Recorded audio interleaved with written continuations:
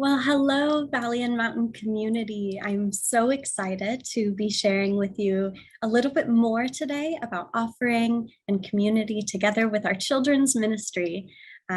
If there's any children in the community who want to say they're here in the chat or wave or come closer to the camera so that the community on the Zoom can see you and know that you're here and acknowledge your presence, this would be a wonderful time for you to wave or say what you would like to in the Zoom chat box. Thank you for being here. My name is Summer. I'm the Children's Ministry Coordinator here with Valley and Mountain, and I'm so excited to be joining you today.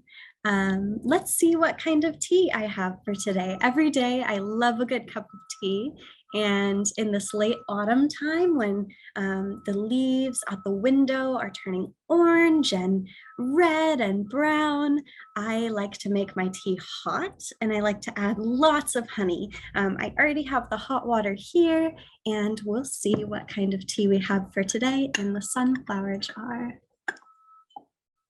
Oh. This tea is a green tea and it says tithe on it. Tithe. Let's explore what this word means together with our community.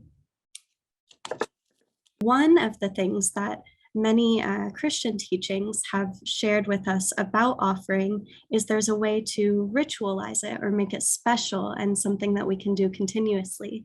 And Dr. McKinney was teaching me about one of those teachings. Would you share with us?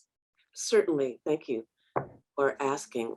So one of the ways of ritualizing offering and giving in a church, in a Christian gathering context, is something called tithing. And technically what that means is giving 10% of what you have to your church for the work that is required there.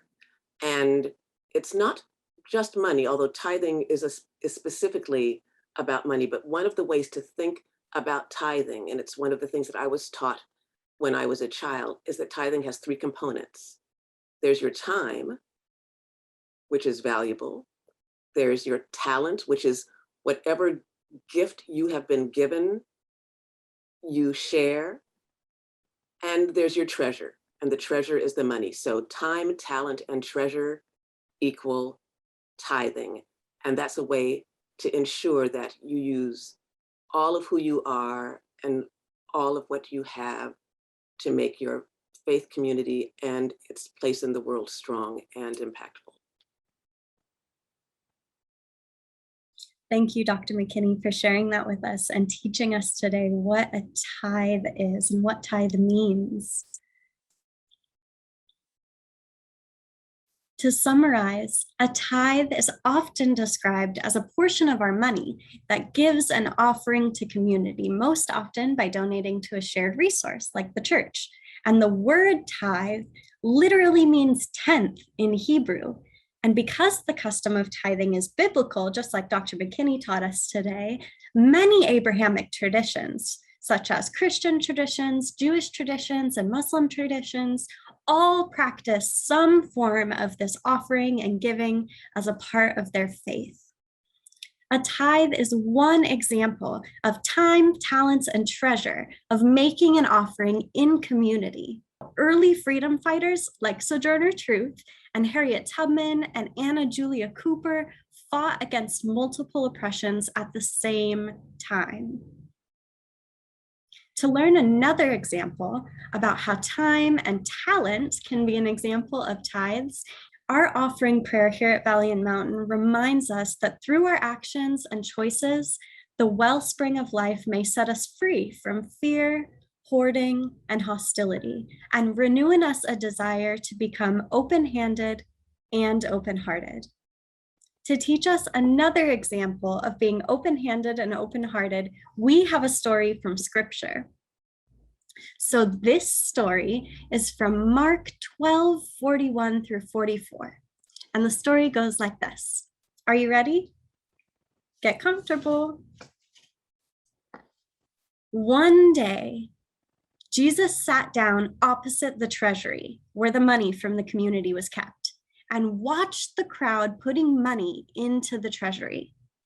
There were a lot of rich people in the crowd, and many of these rich people were putting in large amounts of money. Imagine bags and bags of money, or gold bars, or full truckloads of produce and vegetables and fruits. Lots and lots of offerings. Then, a person who the story Mark describes as a poor widow, meaning she had very little food and limited resources like clothes. Maybe she even lived without stable housing. And this person has had their husband die. And so that's why she's called a widow and described as poor in the story. And this person came and she put in 2 small copper coins, which are each worth a penny. And those 2 pennies she put into the treasury. And Jesus saw her. And Jesus called over all of his disciples, the community members who were learning from him about how to share in loving kindness and radical hospitality and community together. Jesus called these disciples to him, and Jesus said to them, "Truly, I tell you, this incredible woman has put in more than all of those who are contributing to the treasury, more than any of the rich people who brought truckloads of fruits, more than any of the people who brought gold bars or sacks of money. All of them have contributed out of their abundance. But she, out of her poverty, has put in everything she had, all that she had to live on." Truly, this story of sharing is a story of creative liberation, of trusting in your community enough to share your time, talents, and treasures as much as they are, and giving them outward with open hands and open heart. Thank you for sharing and listening to the stories with us today. During this special November, we'll continue honoring both Reverend Dr. Hall's theme, Truth Travels, Truth is Contemporary, and Truth Prevails. And we will also learn even more together about the offering prayer and the life of Sojourner Truth. Thank you so much for being here today, and I'm looking forward to the rest of this time with you.